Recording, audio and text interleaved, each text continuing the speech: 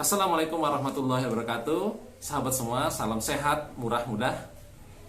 Oke, kesempatan kali ini saya akan menjelaskan apa itu terapis.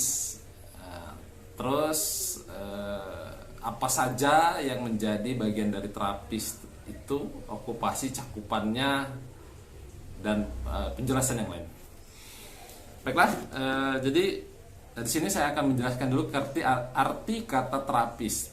Terapis sendiri itu artinya adalah orang yang memberikan terapi. Nah, terapi ini adalah upaya untuk penanganan penyakit atau penanganan orang yang sedang sakit, atau usaha atau upaya untuk menghilangkan penyakit. Itu juga bisa disebut terapi. Nah, orang yang melakukan memberikan terapi ini disebut itu terapis.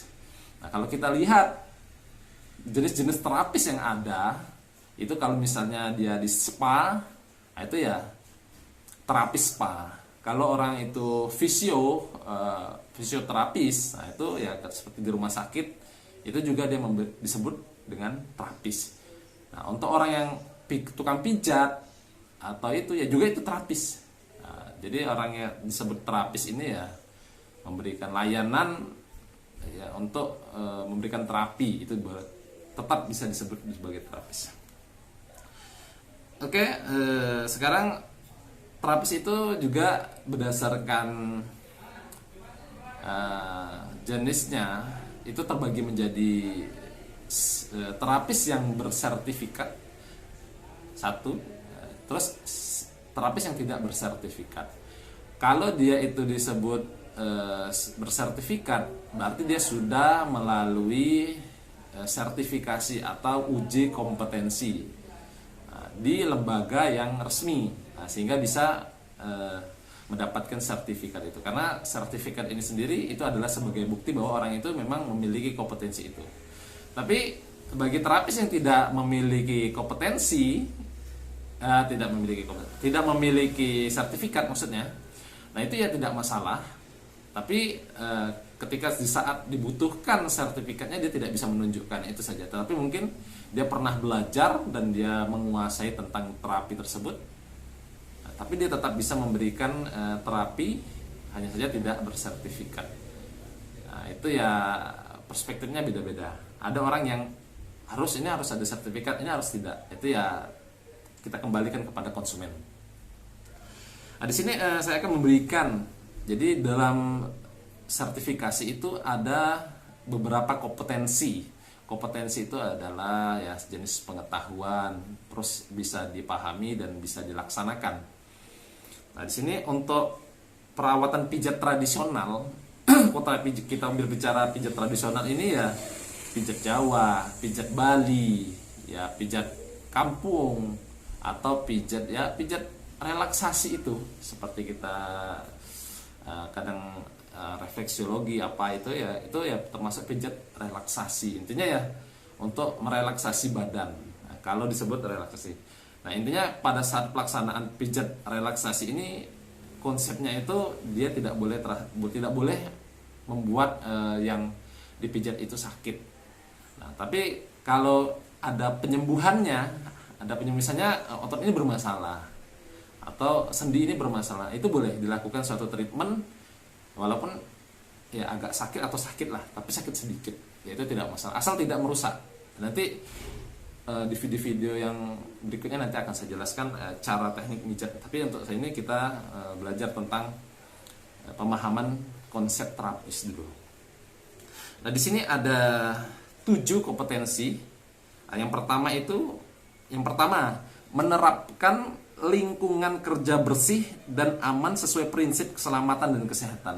Nah, jadi sebelum kita melakukan suatu pekerjaan apapun itu, tukang terapis, tukang pijat, tukang cukur, kerja di perusahaan, kerja di mana saja, yang jelas harus melihat K3 namanya. Kalau itu K3 itu keselamatan, kesehatan kerja, keamanan, keselamatan kerja.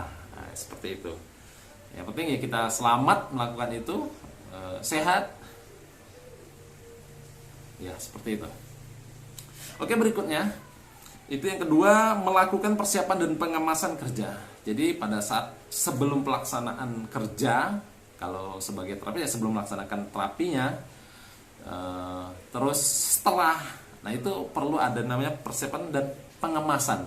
Kalau persiapan itu sebelum, kalau pengemasan itu sesudah. Itu sebenarnya cakupannya elemen kompetensi, kriteria unjuk kerjanya itu banyak. Kalau saya jelaskan ya butuh waktu yang lama. Tapi ya insya Allah saya usahakan dengan bahasa yang sederhana. Yang ketiga yaitu melakukan komunikasi di tempat kerja. Nah, kalau kita sebagai terapis ya kita harus komunikasi sama siapapun itu ya. Kalau cukur rambut ya pasti ya ngomong sama yang orang mau dicukur. Kalau ketemu yang mau tukang pijit, nah, berarti orang yang mau dipijit itu ya kita tanya, Pak, apa keluhannya, yang sakit yang mana, ini itu kita bisa ketahui dengan komunikasi itu. Bapak maunya pijat yang lembut, keras, atau seperti apa. Berikutnya yang keempat yaitu melakukan analisa dasar kondisi pelanggan untuk perawatan. Kita melakukan analisis dasar. Analisa ini ya bisa dengan cara observasi. Kita observasi itu bertanya, tanya jawab. Yang kedua, kalau bengkak atau itu biru ya kita lihat. Terus yang palpasi kita raba.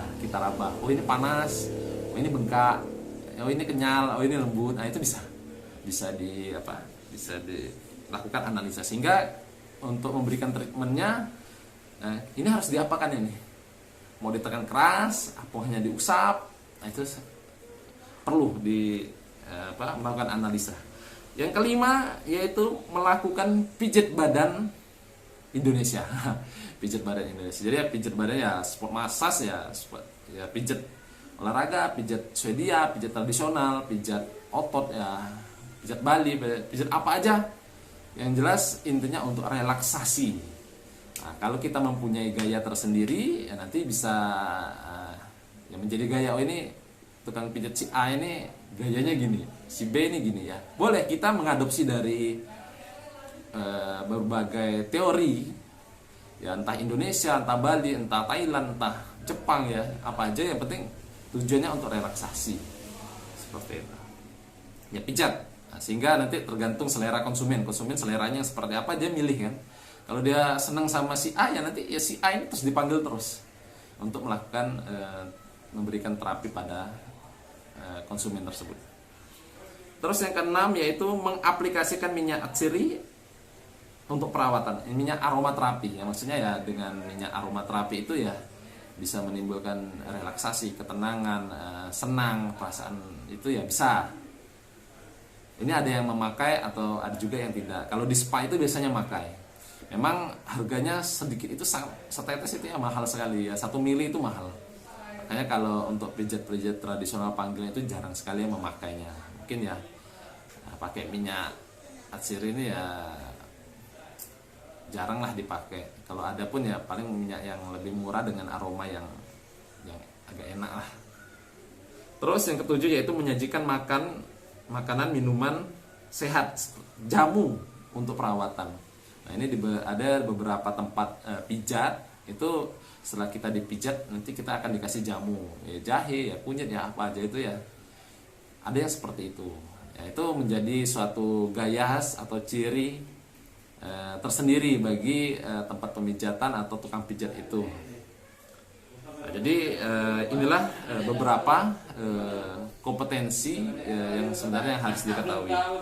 Nah, adapun nanti dari elemen kompetensi dan kriteria unjuk kerjanya untuk melakukan pijat badan nanti akan saya lanjutkan di video berikutnya karena ini udah terlalu panjang, ini udah hampir 9 menit atau 10 menit.